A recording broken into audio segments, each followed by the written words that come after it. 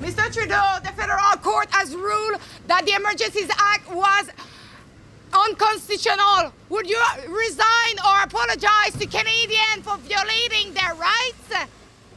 That was Canadian Prime Minister Justin Trudeau being scurried away into a car with questions of accountability being thrown his way. Canada's Liberal leader is in hot water this week after a federal court ruled that his decision to invoke the Emergencies Act in February 2022 was unreasonable. These powers were put in place after thousands of truckies protested for 1 month against the government's coronavirus vaccine mandate when driving to and from the United States. The court ruling read, the federal government's decision to declare a public order emergency under the Emergencies Act in early 2022, as well as the associated regulations that it enacted, were unreasonable and were not justified on the facts or the law. The regulations violated the Charter right to freedom of expression and the right to be secure against unreasonable search or seizure. But the Trudeau government isn't happy with this court ruling. In fact, it will appeal it. Trudeau's finance minister stood behind the government's decision to invoke these controversial powers. We faced, as a country and as a government, an incredibly serious threat. 2 years ago, when the Trudeau government decided to invoke the Act, it was met with severe backlash. The federal government has invoked the Emergencies Act to supplement provincial and territorial capacity to address the blockades and occupations. The reason why this announcement was met with such criticism is because while the Act was introduced in 1988, it had never been used before, as it was reserved for such extreme cases of anarchy.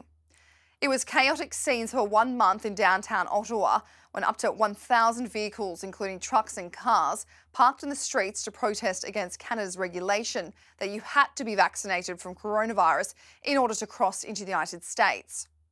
Trudeau claimed at the time that it had to be done because the convoy protests were inundating the streets of Ottawa and causing major supply chain issues both in Canada and the US. Well, what went through his head is this is making me look bad. This protest is making me look bad. It has to stop. The most extreme cases, that's of course what they say all the time. And you sit there and you're a conspiracy theorist if you point out that, hey, this could easily be abused. This wording is very vague. And while after a month the protests were done and dusted, Justin Trudeau's decision to invoke the Emergencies Act weighed on the minds of so many angry Canadians. That's because not only does this act give police more power to remove and arrest protesters, it also gives the government the ability to seize the assets, the bank accounts of those who are refusing to move on from the scenes. This use of power prompted Trudeau to be labelled a tyrant, with many questioning whether this decision was an abuse of power. Of course it is. It's amazing. This is how all government works. It's not just in Canada. It's here in the United States. It's everywhere. The government tramples on people's rights. And then almost 2 years later, the courts say, you can't do that. Well, they've done it. And then they stopped doing it. They've walked away. They treated it like, a blackjack dealer at shift change in Vegas where they, nothing to see here. They walk away. They've done trampled on the rights. They took away the bank accounts. They seized the bank accounts of these truckers protesting. They had a fundamental right to do that. And now everything has gone back to normal. And then a court says, you probably shouldn't have done that. And they go, yeah, shucks, sorry about that. Next time, we probably won't do that. And then next time, of course, they do exactly the same thing again, because the consequences, what are the consequences? Maybe some truckers will get some financial restitution, but as far as Justin Trudeau's he's not going to face any consequence. He literally violated fundamental rights of Canadian citizens. And he's just, probably going to have a nice meal tonight and not think about it ever again. That's his consequence. But even now, 2 years later, this court ruling has given solace to some Canadians who always thought the move to invoke the Act was dictatorial, while others just think, well, we always knew this, but nothing will come from it. When the federal court finding was released to the public this week, it caused an uproar online from Twitter users. One user posted the article to their page and wrote, Justin Trudeau finally proven a tyrant in a court of law, better late than never. Another wrote, long story short, a federal court just ruled that Justin Trudeau meets the definition of tyrant.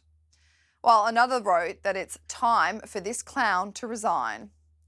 Harsh words from one user who wrote, Justin Trudeau was already the worst Prime Minister in Canadian history before this happened. Resignation is not enough.